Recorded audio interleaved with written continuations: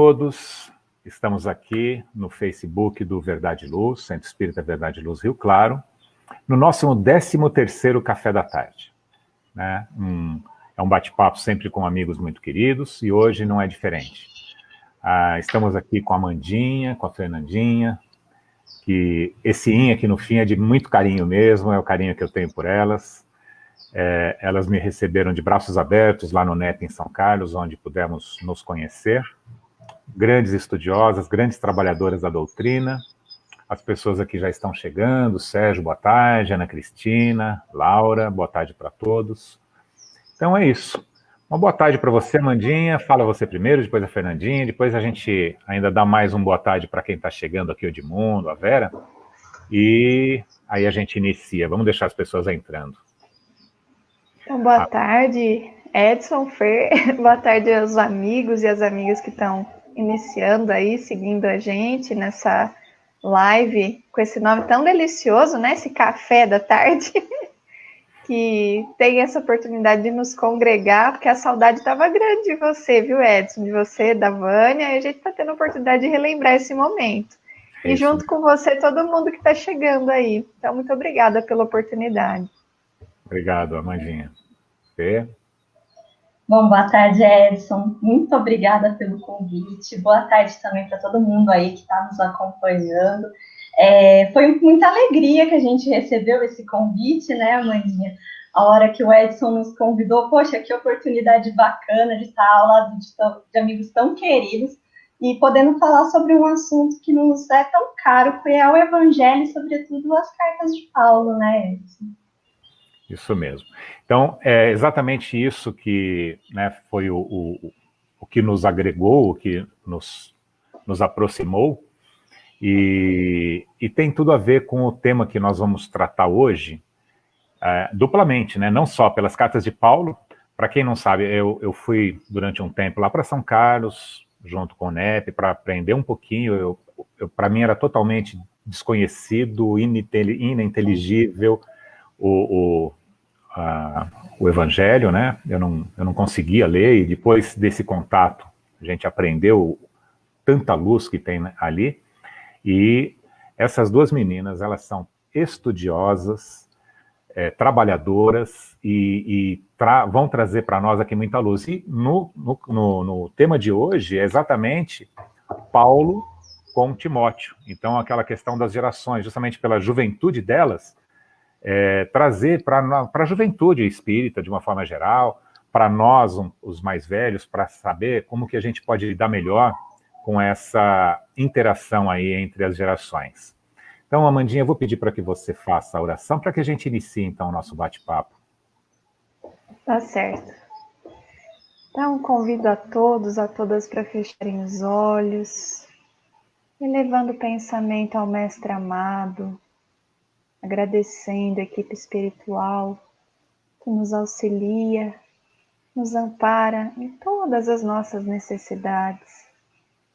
Que durante esses momentos de tanta fraternidade e amor, cada um de nós, cada um dos nossos corações, possa estar aqui disponível como terra fértil, que se deixará receber as sementes do Evangelho, dos ensinamentos e testemunhos do nosso irmão Paulo, do nosso irmão Timóteo, como algumas das bússolas que Jesus nos manda, para não nos desviarmos do caminho do Evangelho. Obrigada, Mestre amado, ampara-nos nessa tarde, nos auxilia a compreender cada vez mais para podermos agir melhor. Que assim seja. Que assim seja. Já chegaram mais pessoas, inclusive aqui eu vou pôr aqui no ar para vocês verem. Olha, a Vaninha, minhas amadas, que feliz que estou de poder estar com vocês. Muito bem. Saudade, viu? Vamos começar então? Paulo e Timóteo. Meninas, quem foi Timóteo e como se deu esse encontro, né? Alguém poderia nos dizer aí? Vou começar, Ferzinha, lembrando lá do Paulo Estevão? Então, gente, lá no Paulo Estevão, essa obra tão rica que o Emmanuel nos traz através da psicografia de Chico Xavier, né? nós temos narrado esse primeiro encontro, esse primeiro contato que o Paulo vai ter com o Timóteo. Paulo, em uma de suas viagens missionárias, ele vai estar lá em Listra, e ele é acolhido pela família de Timóteo, né, pela avó de Timóteo, a Loide, e pela mãe do Timóteo, a Eunice, na casa deles. E logo de cara, assim, há uma afinidade muito grande entre eles, e já ali na primeira noite que eles se encontram, eles vão fazer as leituras sagradas desse jovem, que tinha apenas 13 anos na ocasião. Ele vai lá acessar as escrituras que ele tinha, fazer a leitura e suas interpretações junto à sua família do evangelho que eles tinham à época. E isso impressiona muito positivamente o Paulo. Paulo fica encantado com aquele espírito ainda tão jovem e com tanto conhecimento, com tanta bagagem. Isso já nos traz uma lição de que, embora jovem, nós podemos, enquanto espíritos, sermos mais desenvolvidos, mais elevados. A nossa idade cronológica não é coincidente com a nossa maturidade espiritual. Isso são coisas diferentes, né? E aí o Paulo fica muito impressionado positivamente com aquele jovem, né, Amandinha? Quando Emmanuel vai retratar essa cena lá no livro Paulo Estevão, né? Uma coisa que chama muita atenção, eu e a Ferzinha, a gente comentava sobre isso quando a gente estudava, é também o quanto aquele núcleo familiar onde o Timóteo estava favorecia o afloramento desses potenciais que ele trazia enquanto espírito, né? Então, estar ali num núcleo familiar que tinha esses princípios da hospitalidade, do estudo sagrado das escrituras, daquela vivência fraterna, seguramente era um reflexo muito positivo, era um exemplo que ele se mirava, né? Aquele jovenzinho, e que fazia com que aquela terra do seu coração fosse fértil, né? Até nessa nossa prece a gente pede que nosso coração seja uma terra fértil, como Timóteo acabou sendo essa terra fértil, onde depois Emmanuel vai dizer, quando ele tem ocasião, quando ele é chamado pela família a fazer considerações também naquelas leituras dos textos sagrados que eles estavam fazendo em família, ele tem o ensejo de começar a falar do Evangelho, e o Timóteo fica muito entusiasmado com aquelas palavras.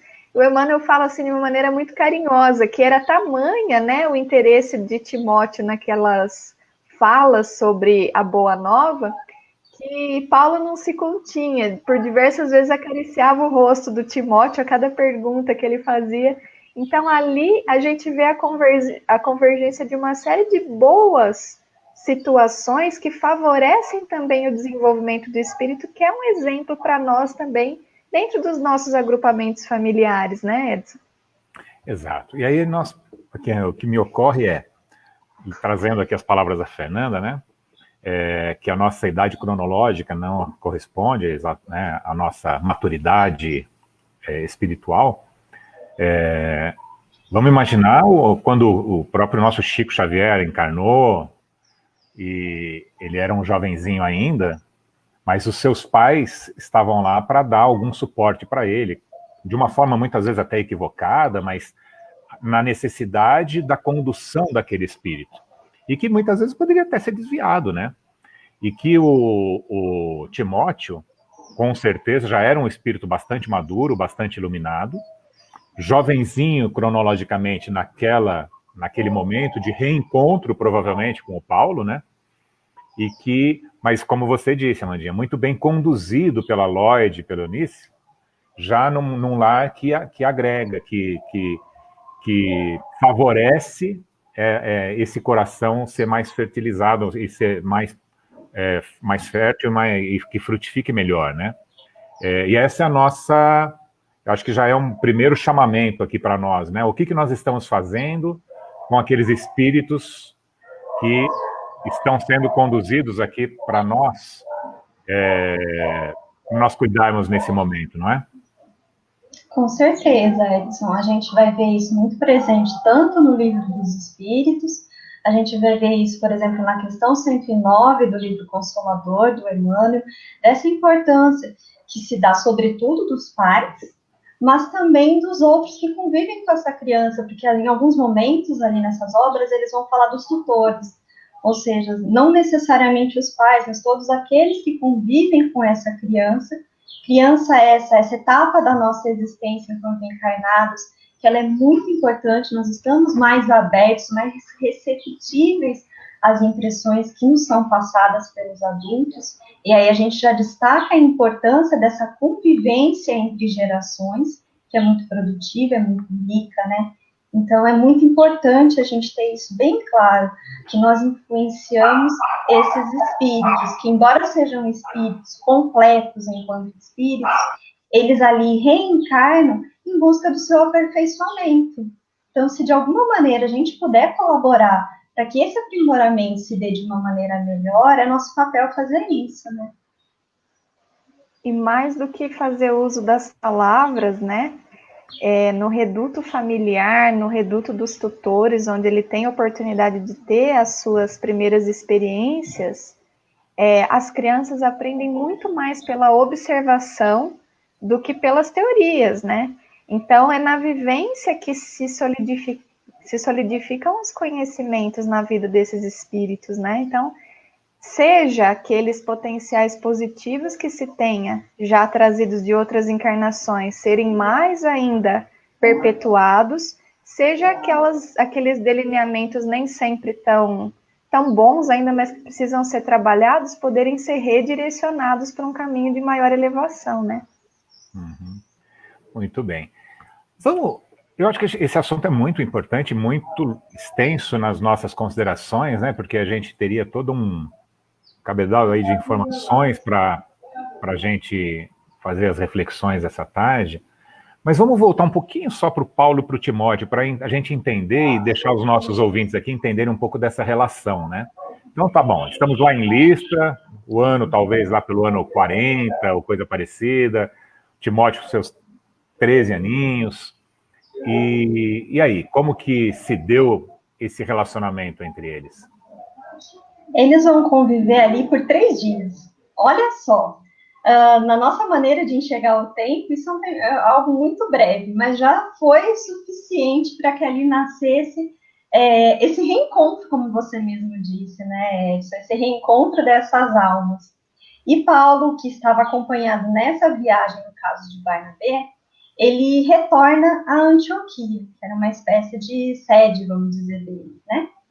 E só numa segunda viagem missionária, quando ele retorna, então, àquela localidade, ele vai encontrar ali um Timóteo trabalhando.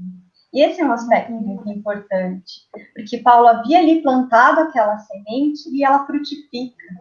Ele vai encontrar Timóteo nesse trabalho ativo, já servindo ao evangelho através da ação, não só das palavras, como a Mandinha falou. Então, essa confiança que o Paulo vai depositar, e a gente vai ver que ele é muito presente ao longo de toda a história de Paulo, ela vem através do trabalho. Não foi algo que uma simples simpatia entre espíritos, ela se concretizou, ele conquistou essa confiança de Paulo através do trabalho que Paulo vai encontrar ali já sendo realizado esse retorno, né? E mais uma vez, né, pegando esse gancho dessa explicação tão linda que a Fer deu para a gente desse contexto, é legal da gente lembrar quanto a família teve um papel fundamental no encorajamento dessa tarefa, inclusive pedindo a Paulo que ele pudesse servir na disseminação do evangelho com Paulo. Então vejam a abnegação dessa família, o entendimento, o foco, né, tão bem determinado de ocasionar, de entender Timóteo também como um servidor do Cristo, não agindo com apego, não agindo, né, de maneira egoísta, de querê-lo ter perto, mas pedindo justamente a Paulo que o levasse. E quando Paulo aceita e fica muito feliz e vê que ele realmente pode confiar naquele servidor, ainda jovem, mas com demonstrações tão claras, né, do seu trabalho, que foi realmente determinante aí para que eles iniciassem um trabalho em conjunto para toda a posteridade, a gente vê o quanto a família foi fundamental. E Timóteo recebe a notícia de que Paulo aceita com muita felicidade, com muita alegria.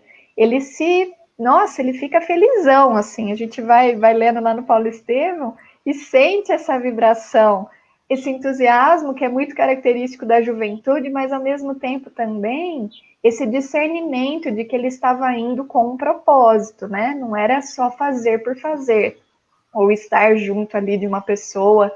O que é legal da gente ponderar também para a juventude, né? Essa conduta de Timóteo, ela é muito exemplar nesse sentido, porque os ímpetos da juventude muitas vezes são alavancas que propulsionam a fazer coisas, né? Mas nem sempre a gente medita nas responsabilidades que essas tarefas vão ocasionar para nós também, né? Então, não é algo que pode ser iniciado de qualquer maneira e sem o seu comprometimento. E isso é muito presente, tão presente na conduta de Timóteo, que a gente vai ver, por exemplo, só alguns dados aqui para a gente contextualizar. Das 14 cartas que são atribuídas a Paulo, 9 delas Timóteo é mencionado, e ele é coautor de Paulo em 5 dessas 14 cartas. Então, enquanto Paulo estava escrevendo e trabalhando, vejam só a grandeza disso, né? A importância disso. Lá no livro Paulo Estevão, a gente tem essa descrição de quando Paulo é realmente encorajado pelo próprio Jesus para escrever cartas, já que ele não podia estar presente fisicamente em todas as comunidades que começavam a nascer e ter as suas dificuldades a serem resolvidas, né? Então, através dos poderes do Espírito, através, né, da escrita das cartas, ele pode, de alguma maneira, estar lá. Mas a grandeza de Paulo também se verifica no fato de quando ele tem essa orientação de Jesus e ele aceita e fica muito feliz com essa possibilidade, ele tem como conduta nunca escrever nenhuma carta sozinho. Sempre estar em companhia daqueles que no momento de dúvida, ou no momento de abatimento, de impossibilidade dele próprio fazer os direcionamentos, ele teria quem assumisse, ele teria quem ajudasse nessa redação para que aquelas recomendações fossem as mais assertivas possíveis dentro das necessidades dessa comunidade. E aí a gente já vê que tira de centro um personalismo, né, um egocentrismo para colocar o Cristo no centro para que esse trabalho se estabeleça sobre bases muito sólidas e lembrando para nós que não existe trabalho que não seja em equipe, né, Edson? Exatamente, né? A cooperação. Então ele estava aí nos ensinando a cooperação, o trabalho de equipe. Ele estava instruindo ainda mais esse espírito que já era bastante preparado, mas com isso ele está lá formando ainda mais esse espírito. Agora vamos dar uma contextualizada nisso, né? Você fala que o desapego da Lloyd, da Eunice. Imagina, gente, você é mãe de um rapazote, aí chega uma pessoa na sua casa. Tudo bem, enviado de Cristo, você... Bom, primeiro, a fé dessas da mãe e da avó, né? Alguém chega na sua casa e vai falar assim, olha, agora eu vou trabalhar, vou viajar, e seu filho vai comigo, né? Aliás, elas que pedem, mas vamos lá. Ele pode ir lá trabalhar com você? Gente, ele não estava levando o garoto para Disney, não estava pegando um carro com ar-condicionado, com toda a segurança. Vamos lembrar que Paulo foi apedrejado, sofreu todo tipo de... Ele viajava a pé pelo deserto, não comendo, não dormindo, né? Não tinha lugar para dormir, para comer. Então, eu diria que é o desprendimento dessa mãe, dessa avó, mas também a noção da responsabilidade. Elas deviam saber do que se tratava, né? Elas estavam conscientes do trabalho do menino e do trabalho do Paulo, né? Do Timóteo e do Paulo. Veio o Estevão na minha cabeça mais de uma vez aqui, acho que é a dorzinha que a gente estava falando anteriormente, mas um que também estava aqui sempre com eles, né? Só que em espírito era o Estevão, né? Mas não é o nosso foco de conversa hoje. Muito bom. E o que a gente aprende com essa relação, Fernanda? Então, eu gostaria de destacar um pouquinho mais o que a Mandinha tocou a respeito da colaboração, que foi um aspecto que a gente achou muito bonito, porque ele já está presente logo na introdução que o Emmanuel traz dessa obra. Ele vai falar que a cooperação é justamente o que nos possibilita o exercício do amor, e o amor é o que equilibra o universo, né? E aí a gente começou a falar, nossa, olha como Paulo sabia delegar e tirar de si, não colocar em si a personalidade, mas o foco estava no Cristo, o foco estava na tarefa, esse era o alvo, ele tinha muito claro quais eram os seus objetivos, né?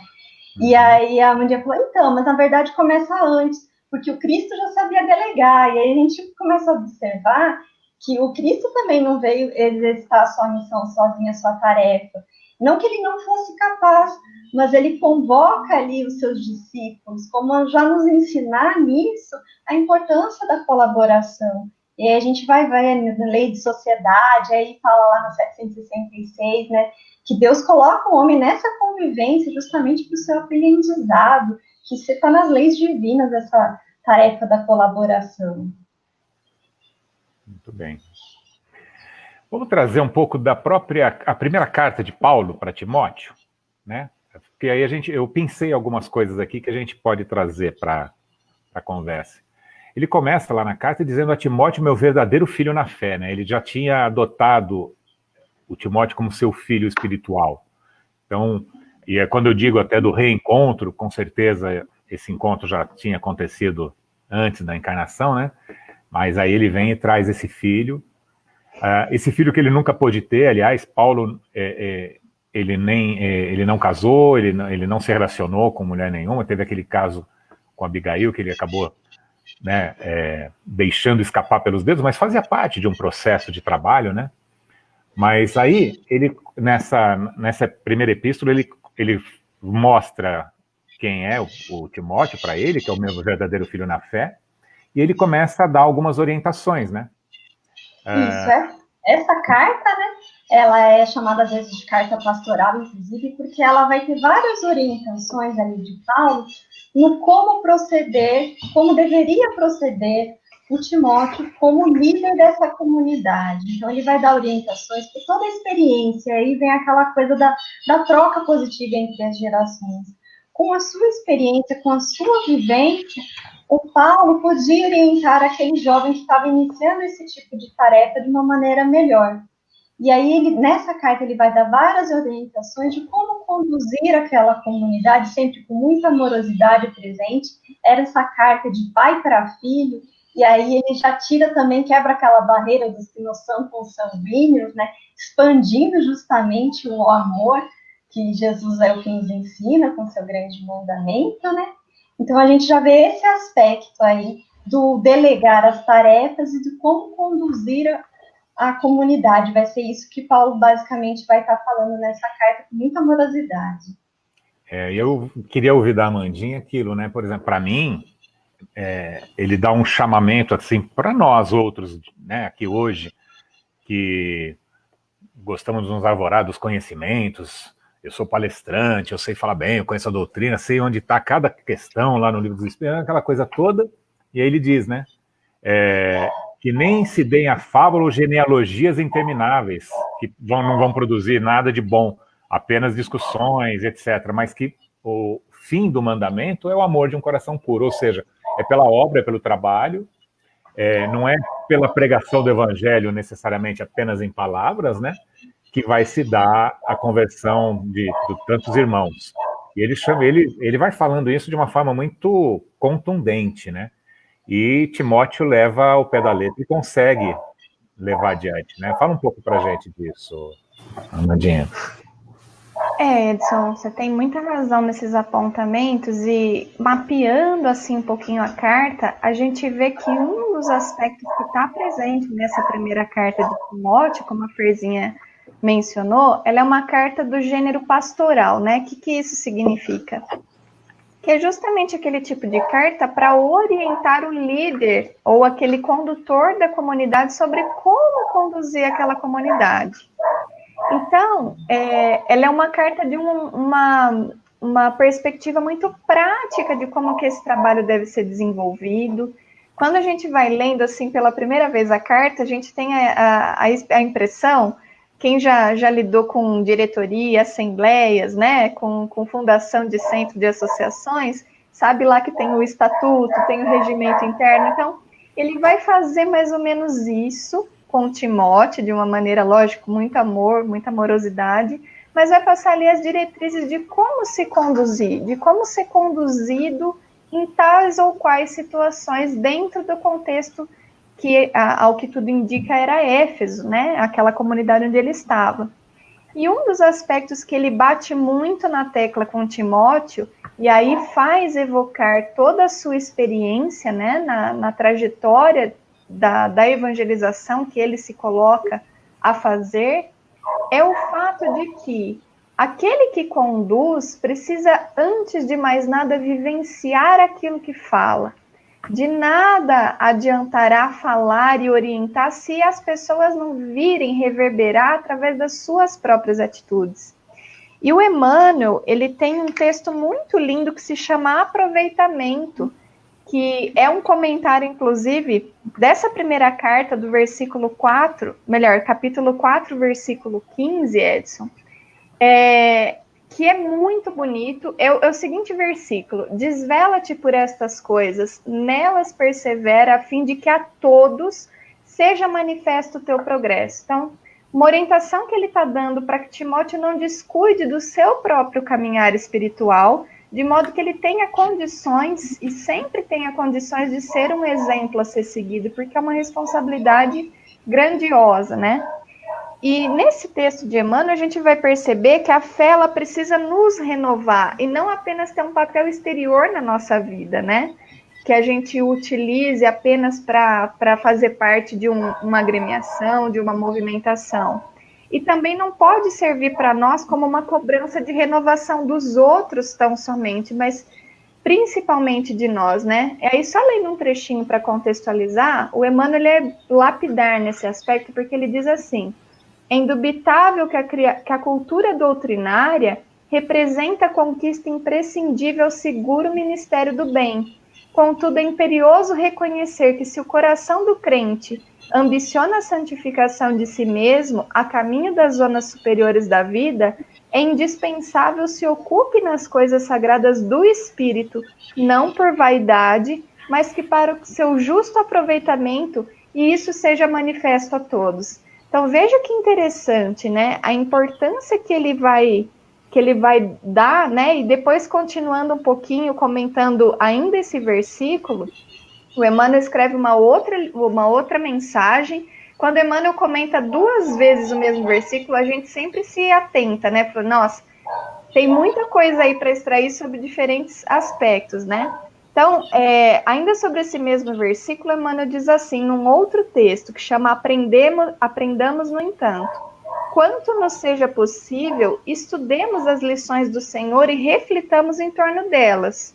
Aprendamos, no entanto, a praticá-las, traduzindo-as em ação no cotidiano, para que a nossa palavra não se faça vazia e a nossa fé não seja vã. Então, é uma condição indispensável para aquele jovem que está ali naquela condução e na estruturação da comunidade de Éfeso, mas se a gente contextualizar, porque esses estudos, é importante que a gente fale, né, Fer? Esses estudos das cartas, do evangelho, da doutrina, eles não têm que servir apenas a nossa intelectualidade, mas eles têm que ser nossos instrumentos para que a gente vivencie, melhore e se conduza melhor na nossa vivência dentro da doutrina espírita, ou da doutrina que a gente professe, né, qualquer que seja ela. Então, quando a gente contextualiza essa recomendação de Paulo para Timóteo na nossa vivência enquanto espíritas, enquanto, né, vivenciando as nossas tarefas dentro das doutrinas que a gente professa, é uma recomendação de alerta muito grande para a gente se voltar para aquele aproveitamento da lição para nós, porque mais do que o que a gente fala, é o nosso exemplo que edifica, né? Que arrasta. A Amandinha me fez lembrar a questão 627 do Livro dos Espíritos. Porque lá Kardec vai perguntar, né? Se Jesus já nos trouxe todos os seus ensinamentos, qual a utilidade que teriam os ensinos dos Espíritos? O que eles têm a nos oferecer? E aí eles vão nos responder que Jesus falava por alegorias e parábolas, né? e que agora se fazia necessário dar maior clareza a esses ensinamentos de Jesus, porque nós ainda pouco compreendíamos e menos ainda as praticávamos. Então, essa questão da vivência é muito importante ali destacada.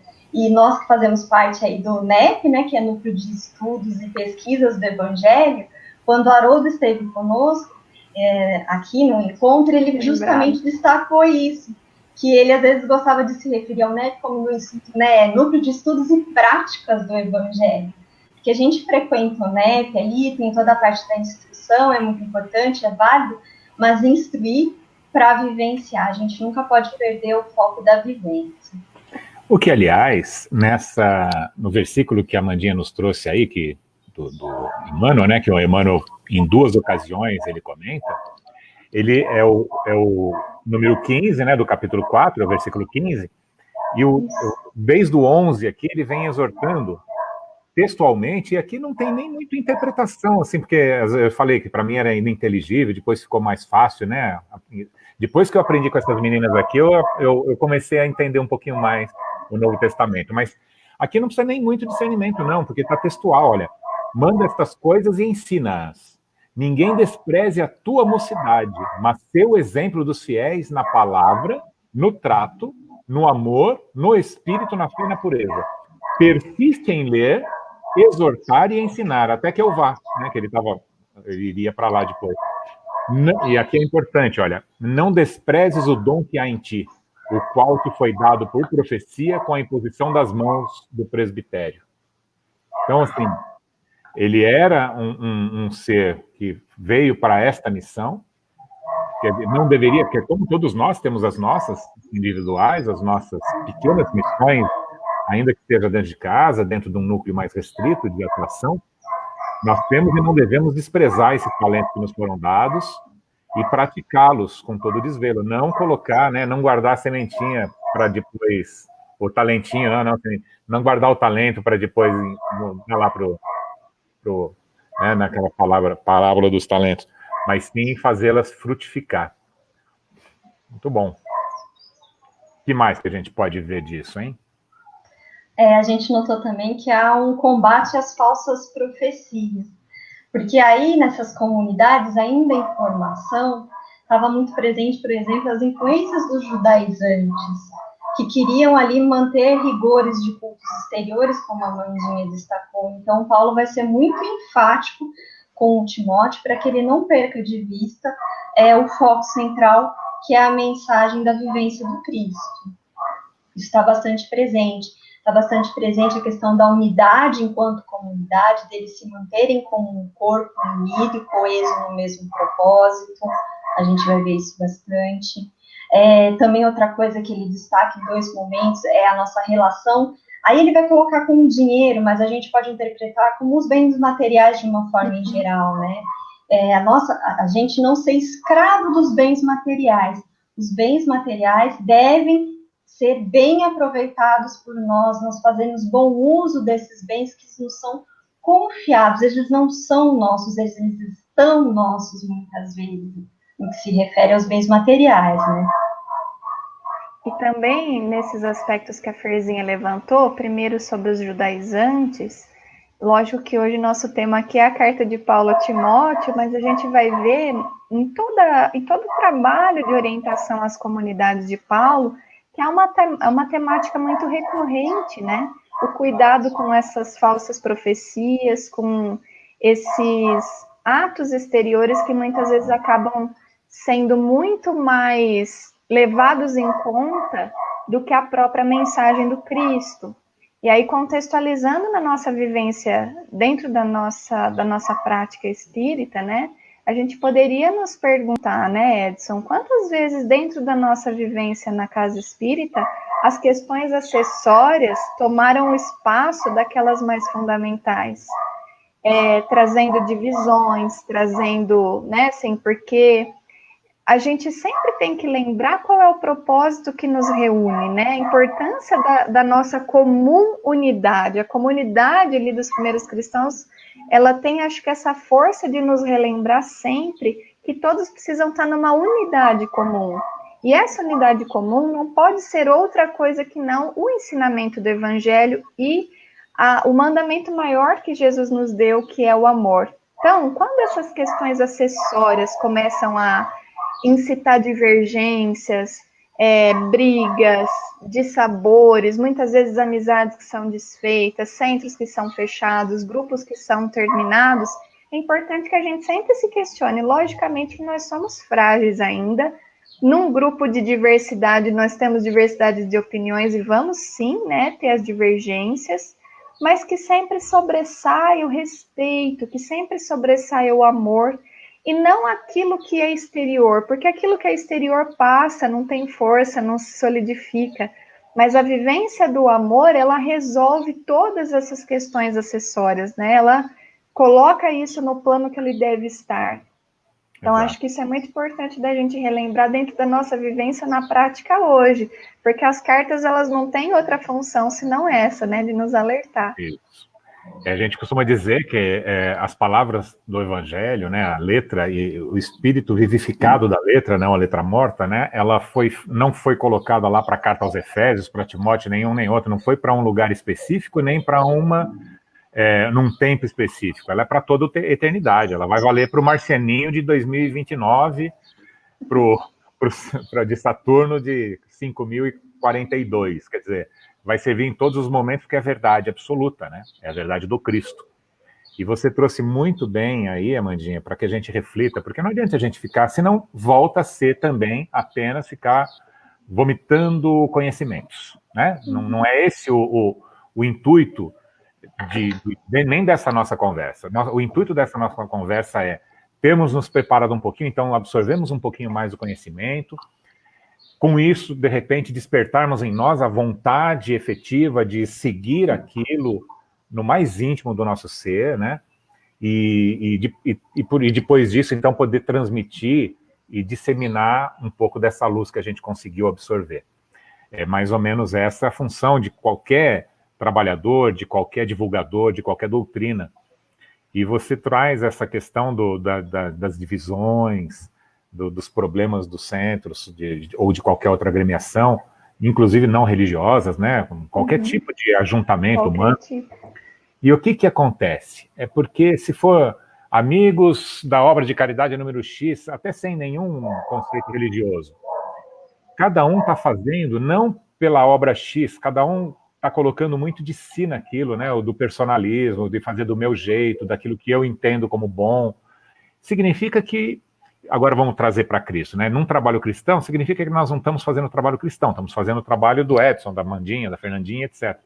Então vamos nos esvaziarmos de nós mesmos e vemos o quanto seremos pequenos, mas trabalhadores, sumirmos de nós para podermos ter espaço para que Cristo trabalhe por nós, né? Que nós trabalhamos por ele, né? Trabalhe em nós. Então, acho que é isso. Muito bem trazido. Acho que a gente tem que refletir sobre isso, cada um de nós. E eu queria entender um pouquinho da questão geracional. No seu centro espírita, como que anda? Quais são as recomendações, né? Como que vocês, como jovens, e agora vocês, viu, que estão nos assistindo aí, estão percebendo por que eu pegava o carro, rodava bastante tempo, toda terça-noite, até São Carlos, para poder me envolver com esse grupo. Não eram só elas duas, evidentemente, é um grupo maior, um grupo muito jovem, mas muito dedicado, que nos traz bastante desse conhecimento, mas principalmente a gente percebia que era um grupo né, um grupo que vivencia muito desse conhecimento. A gente percebe a amizade que há entre vocês duas, por exemplo, e entre todos os outros lá. Eu não tenho acompanhado, conversado pessoalmente com quase ninguém lá, né, muito pouco, mas é aquele sentimento que fica para sempre. Eu continuo com vocês duas muito forte aqui no meu coração. A Vânia, a mesma coisa. A Vânia ficou super feliz quando eu falei que eram vocês que a gente ia chamar, né? Porque sabe dessa união, dessa vivência que está sendo exercida nesse grupo de vocês. Né, que também é meu, por mais que eu tenha ficado um período pequeno, eu também me considero dessa família. Um filho que foi trabalhar um pouco mais longe, que não escreve muito para os irmãos, por ineficiência, sei lá por quê, mas que continua levando esses irmãos no coração. Eu acho que é assim que eu me sinto. Mas vamos falar, então, como que é essa questão de que a gente teria que trabalhar, como que podemos ser Paulo e Timóteo nas casas espíritas? Olha, você falou família, eu acho que família define bem algo no nosso grupo, né? A gente sempre brinca que termina o estudo, aí a gente desce para ir embora, a gente não vai embora, a gente ainda fica um bom tempo lá batendo papo, porque ninguém quer ir embora, né? Fica todo mundo lá embaixo.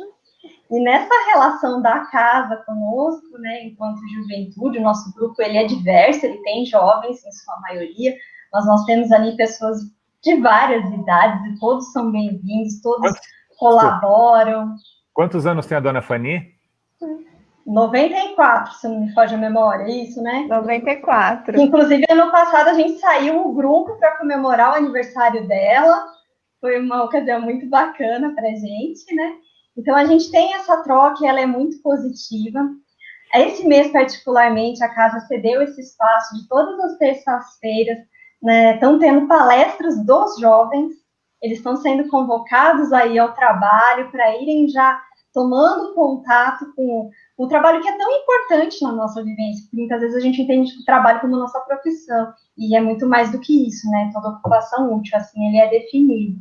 Então, os jovens são convocados a trabalhar, a mocidade está lá bastante presente também, a juventude tem sido incluída em eventos aqui na cidade, como a Conesc também, o Departamento de Mocidades participa também conosco dessa atividade.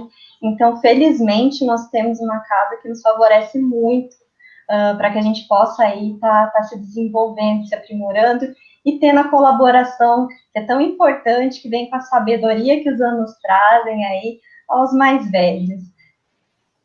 Sabe que tem até uma coisa assim bem informal, só para contextualizar. Esses dias lá no nosso grupo do NEP, né, Ferzinha? Eu estava procurando saber qual era o tema do Esferas da Vida, que é aquele programa da TV Cultura na quinta-feira, e eu me perdi no tempo, eu estava agitadíssima, né? Falei assim, qual que é o tema de amanhã? De amanhã, não, de hoje, do Esferas. Eu estava achando que aquele já era o dia do Esferas. E aí a Fer falou assim, Mandinha, é amanhã, né, e tudo mais. Falei, gente, eu tô com o pé no acelerador. Aí veio a dona Fanny na sequência, que é essa jovem senhora de 94 anos, e disse assim, no grupo para mim, Amandinha, querida, um pé no acelerador e outro no breque. E é uma brincadeira, mas representa muito o que é essa vivência que nós temos a oportunidade de experienciar lá na nossa casa.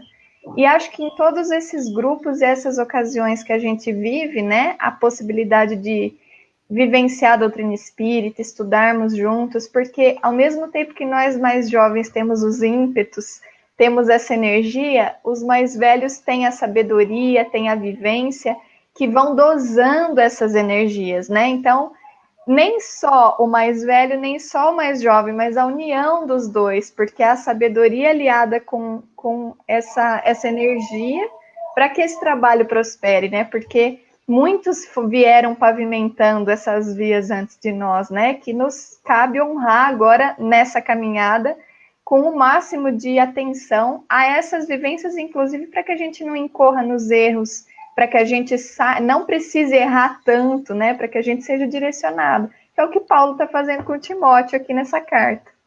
Muito bem.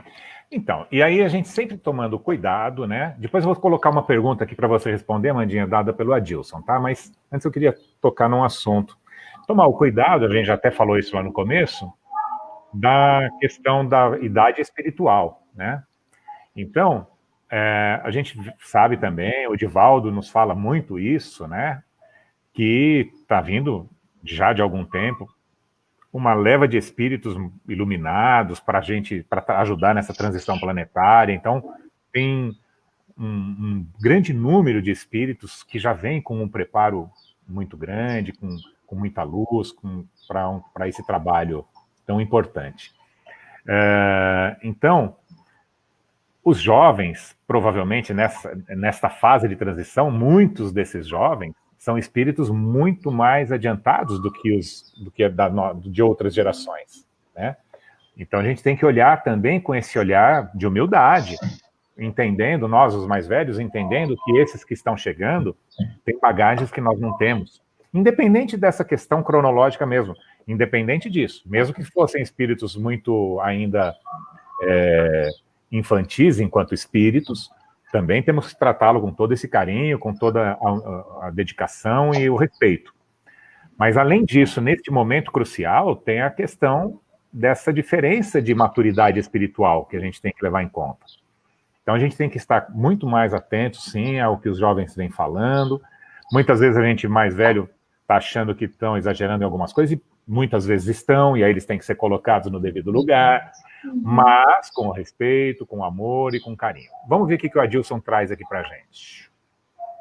Quando você, Amanda, fala sobre o cuidado com os acessórios, isso nos faz refletir sobre orar e vigiar, é isso? Como estarmos atentos a isso? Sobre os acessórios e deixar passar o principal, Amanda. Então, Adilson, a gente pode pensar em algumas situações, né? Trazendo mais para a prática. Por exemplo, quando dentro do nosso grupo nós temos uma decisão a tomar sobre como nos conduzir na casa, e há divergências de opiniões, né? Um acha que é melhor abrir dessa maneira, o outro acha que a gente deve iniciar a prece seguindo determinada ordem, o outro acha que a maneira de organizar fisicamente o espaço é melhor. Isso que eu falo que são questões acessórias, né? O orar e vigiar, ele é fundamental para que a gente sempre se coloque na seguinte posição: aqui não somos servidores de nós mesmos, somos servidores do Mestre. Então, acho que essa é a questão principal. Quando nós formos fazer qualquer que seja coisa, bom, vamos mudar o horário do nosso grupo. Qual o intuito de eu fazer isso? É atender o meu horário particular? Estou dando um exemplo aí aleatório. É atender o meu horário particular? É atender a minha necessidade? Ou é colaborar para que outras pessoas possam vir? Sempre ouvir a comunidade que está envolvida, né? Não tomar decisões arbitrárias sozinhos, né? Porque isso também separa, segrega. Fazer com que esse diálogo aconteça de uma maneira respeitosa, como Paulo até fala para Timóteo, como ele deve advertir aos mais velhos e aos outros da comunidade, como se fossem membros da sua família, como se fossem pessoas muito queridas e caras a si. Então é isso que tem que estar no foco, porque antes de mais nada, a gente precisa exercitar o amor, e é na diferença que a gente se coloca à prova para fazer isso, né? Nós não vamos... Uma vez uma senhora, numa ocasião que eu vivi, que eu estava muito inconformada, eu não concordo com isso, ela falou assim, a primeira coisa, casa espírita não é reduto de santos, são pessoas que estão juntas se instruindo, se ajudando, e às vezes nessa convivência, e nessa convivência com a diferença que a gente tem a oportunidade de ouvir mais respeitosamente, abrir mão dos nossos pontos de vista, em nome de uma coisa maior, não ficar fixo só naquilo que eu quero, mas o que é o melhor para o grupo, né? Então, acho que essas são as questões principais, Edson. Muito bem. Está respondido, Adilson. Vamos lá. Eu acho que sim também. E levando também em conta aquilo que você falou, que lá não é um reduto de santos, somos todos, estamos todos incorrendo em erros, não atiremos a primeira pedra, não julguemos, pelo contrário, tratemos com amor. Quando você disse lá do Paulo para o Timóteo, ele fala, né, não repreendas asperamente os anciãos, mas antes trata-os como seus pais, e aos jovens como seus irmãos, né, aos mais moços como seus irmãos. Então, é assim que a gente... É simples assim, tratar os outros como gostaria que se tratasse, né? Então, e esse é o efetivo, esse é o principal. O acessório vamos começar com oração, vai fazer um Pai Nosso ou só uma oração de coração? Vai fazer o passe com a imposição de mãos individual ou no coletivo, ainda mais agora pelo distanciamento físico? Vamos voltar às lives, vamos voltar ao presencial, vamos manter as lives? Não é? Já estava falando agora há pouco sobre isso. Então, as decisões não podem ser tomadas porque é melhor para mim, mas a gente tem que se abstrair totalmente e entender que o trabalho é do Cristo. E também não esperar o Cristo, né? Tem uma outra passagem aos Coríntios, que vocês com certeza vão saber mais que eu. Que Paulo fala, né, que não sou do Apolo, uns dizem que é de Paulo, outros de Apolo, mas eu reguei, eu plantei, Apolo regou, mas o crescimento é de Deus. né? O fruto a gente só vai ver no tempo de Deus, não temos que esperar o fruto de ninguém. O nosso trabalho não é nosso. Aquilo que a gente planta hoje e quer colher amanhã, essa é coisa nossa. Se a gente tiver consciência de entender que é só um mero participante nesse jogo maior e que a gente está fazendo uma pequena parte daquilo, a gente não está ansioso pelo resultado, a não ser o resultado interno. O resultado no outro é o tempo do outro, é o tempo do Cristo. E o Adilson diz que sim. Respondido, sem personalismo, olha lá. Grato. Isso aí. E aí, Fernandinha? Que mais? Eu estava pegando aqui um livro que eu e a Amandinha, a gente quase não gosta, né, Edson? Você deve lembrar que a gente nem sabe esse livro. Não. Boa Nova. Nós não sabemos falar de outra coisa. Não, a gente brinca, a gente falou esse. Cuidado com a monoideia, hein? O monoideísmo. E ele é muito rico disso que a gente está conversando a respeito das gerações, no capítulo 9, em que ele vai trabalhar lá, Humberto de Campos, ele narra nessa obra passagens da convivência mais próxima de Jesus e ali os discípulos, e nessa lição ele vai trabalhar essa questão da idade, que era um conflito para um dos discípulos, o Simão Zelote, e o Simão Zelote, depois de ter aprendido a lição com Jesus, olha só o que esse espírito vai dizer e quanto isso é importante para a gente, porque a gente ainda tem umas noções distorcidas ainda sobre a velhice, principalmente, né? Ele vai dizer assim: não nos detenhamos na idade, esqueçamos as circunstâncias para lembrar somente os fins sagrados de nossa vida, que deve ser a edificação do reino no íntimo das almas, que é justamente essa proposta de iluminação íntima de cada um. E essa tarefa, se a gente for ver lá no Consolador, na questão 223, o Emmanuel vai estar falando que no que diz respeito à iluminação espiritual, é tarefa dos jovens, é tarefa dos mais idosos, todos nós devemos continuar buscando. Isso não está restrito à idade material, gente. Isso é necessidade de todos nós. Mãos unidas. E mais uma vez, lembrando que a gente tem que se entender, como que é? A verdade nos libertará, né? Conheça a verdade, ela vos libertará. Nós temos que nos entender enquanto espíritos imortais. Sim. Então, para um espírito imortal, multimilenar, estar nos primeiros 10 ou nos últimos 2 meses desta vida centenária que seja, não faz a menor diferença. E essa semana ainda, não sei onde eu estava lendo, que nenhum conhecimento, né, falando exatamente sobre a instrução dos mais velhos, né, acho que estava comentando sobre um senhor que foi querer aprender uma nova língua com seus 90 anos de idade. Ele falou, mas você vai usar isso quando? Na outra vida, ué. Vou usar... Conhecimento não se perde, né? São aquisições que nós levamos na alma. A Vânia está trazendo aqui também alguma coisa para a gente, olha lá. Aprender é sempre uma luz que se acende na escuridão da ignorância, é um ato que desperta os homens para a verdade. As alas conservadoras, as mais velhas, existem em todos os lugares, no entanto, elas não impedem as renovações que aparecem nos mais novos, como as novas luzes de entendimentos. Nossa, a Vaninha foi profunda. Isso mesmo. Gostei. Concordo, 100%. E sabe como é que o Jesus conclui essa lição aqui do Boa Nova, Edson? Oi. Dando justamente esse recado de que nós somos espíritos. Que ele vai falar assim, ser moço ou velho no mundo não interessa. Antes de tudo é preciso ser de Deus. É assim que Jesus conclui essa lição, gente. Muito bom. E aí, Amandinha, que mais? Olha, diante disso que Jesus disse, eu nem me atrevo a falar mais nada. Sejamos de Deus, né, Edson? Sejamos de Deus.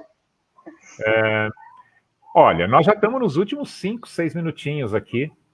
Esse nosso café da tarde ele tem uma característica, quem nos acompanha, né, já tem visto isso, que é sempre aquele gostinho do quero mais. Esse, para mim, tem um gostinho de quero muito mais.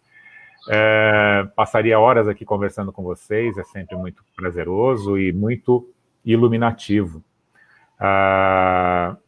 Que a gente... Vamos dar alguns recadinhos finais, assim? O que a gente pode falar? Eu vou até pedir para que uma fale para a juventude e a outra fale para os mais tradicionais das casas espíritas. Um recado final para a gente poder trazer todo mundo para a vivência espiritual, entendemos como todos iguais perante o Cristo. Posso falar para os mais maduros? Opa! Estou incluído nele, apesar de não ser tão maduro assim, mentalmente. Eu gostaria de dizer a todos vocês que vocês são fundamentais e que sem o caminho que vocês pavimentaram, nenhum de nós mais jovem poderia andar. Então, nos auxiliem e sejam sempre essa luz a nos guiar. Procurem brilhar sua luz para nos iluminar enquanto a gente ainda não consegue fazer isso por nós mesmos, porque um dia nós também vamos ser como vocês.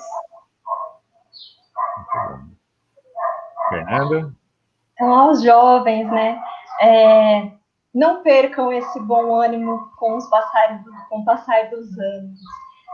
Que vocês se mantenham firmes no trabalho, ganhem a confiança através do exercício da ação, conquistem a confiança dos mais velhos e, principalmente, abracem. Não permitam que nenhuma sombra se interponha entre vocês e Deus. Ao trabalho, é um convite que fica para os jovens.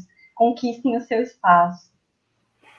Bom, então me resta falar para todo mundo, assim, né? Para mim, principalmente, que a gente trabalhe com muita humildade e que o jovem tenha a humildade de entender que, por mais que seja o seu voluntarismo e as suas novas ideias, que ele tenha humildade de compreender que existem outras visões de mundo e que também, por os mais experientes, a mesma palavra, que por mais que eles já tenham vivido bastante, saibam de muita coisa, deixem que os jovens vivam à maneira deles. O conhecimento, ele não é igual retilíneo para todos nós. Cada um vai pavimentar o seu caminho de uma maneira. E que todos necessitamos de todos, né? Somos uma grande e única família. E um dia nós vamos compreender isso com bastante amor no coração. Senão a gente não vai compreender. Não é aqui que a gente vai compreender, é no coração. Vamos ver aqui, temos mais alguém falando conosco. Gosto de Quero Mais Mesmo, tarde maravilhosa, momento de muito aprendizado. O Edmundo também nos agradecendo. Eu que agradeço, Edmundo. O Edmundo, um grande companheiro de trabalho. Participa do nosso grupo de estudos, do nosso departamento assistencial. Gente, um recadinho aqui para os nossos que nos acompanham, queridos irmãos que nos acompanham. Este é o nosso último café da tarde deste horário. Ainda não temos horário definido, novo horário, porque nós voltaremos aos trabalhos físicos lá na Casa Espírita a partir de outubro. Então, nós vamos definir um novo horário para nosso café da tarde, viu? E todos saberão, nós vamos divulgar bastante. Eu agradeço a Amandinha e Fernandinha muito do coração essa nossa conversa. E já tem aqui uma convocação, que não precisa... Os outros vão ficar com inveja de mim aqui. Não precisa nem ser aqui numa live, mas que nós precisamos fazer isso mais vezes. Conversarmos, trazer outros do grupo para uma conversa fraterna. A gente pode ter cafés da tarde, não ao vivo, mas com o coração vivificado, não é? Por favor, hein? A gente ficou tão feliz com a possibilidade da gente estar junto, né, Feira? A gente vibrou quando deu certo, a gente estar junto. A gente nem tinha a data ainda, porque não sabia se ia dar certo a data, mas a gente já começou a estudar, porque a gente queria trabalhar junto. Isso porque toda terça a gente prepara logo tudo, mas quanto mais melhor, né? É um prazer ter a companhia de amigos tão queridos. O pessoal aí mandando as mensagens com tanto carinho, isso emociona muito a gente, de ver tantas pessoas unidas nesse propósito, né? É realmente muito emocionante. Bom, muito obrigada a todos que seguiram. Isso aí. E para aqueles que não entendiam por que eu pegava o carro e me deslocava para tão longe todas as terças-feiras, às vezes chegando de São Paulo, cansado e tudo, e eu não queria perder de jeito nenhum, está aqui um bom exemplo do porquê que eu me deslocava, tá? Que os estudos de vocês lá continuem frutificando, proliferando. A gente percebe que os NEPs estão pipocando em outros lugares. As jovens aí... Nossa, gente, vamos falar... Como que chama aquele rapazinho de Araraquara que ele tenha 16 anos e coordenando o grupo. Vitor. Cara, eu fiquei tão impressionado. Ele chegou no primeiro dia, lá como um visitante, fez a oração inicial, teve umas 5 ou 6 participações absolutamente assim, inteligentes, super bem posicionadas ali no grupo. Depois tirou um jovem, aí foi tirar as lives, tirar as selfies e tudo, né? Ele me impressionou bastante, impactou bastante, viu, no meu coração, aquele garoto. Vitor, então? Isso. Esse é um dos espíritos de luz aí que estão... Continua trabalhando. Ah, com certeza. Imagina quando ele já tiver com a experiência, já tiver com seus 70 anos de trabalho aqui na Terra, não é? Muito bom, gente. Agradeço mais uma vez a todos, que Jesus nos abençoe e que continuemos todos unidos em nome dele. Podem se despedir aí do pessoal, meninas, e aí a gente encerra. Tenham todos uma boa tarde. Oh, perdão, Fer. Tenham todos uma boa tarde, fiquem na paz do Mestre, que possamos nos reunir sempre no nosso coração em torno do Evangelho. Muito obrigada. Gratidão pelo convite, Edson, gratidão a todos que estiveram conosco, gratidão maior sempre a Deus, que permite que nós tenhamos essas oportunidades em nossa vida. Fica convite aí, quem quiser um dia vir a São Carlos, às terças-feiras nós estamos lá na nossa casa, no Obreiros do Bem, com os nossos estudos, entrem em contato conosco, serão bem-vindos. E boa sorte com os seus trabalhos também, Edson, que sejam iluminados pelo Pai hoje e sempre. Que assim seja. Boa noite a todos, muito obrigado e até logo mais.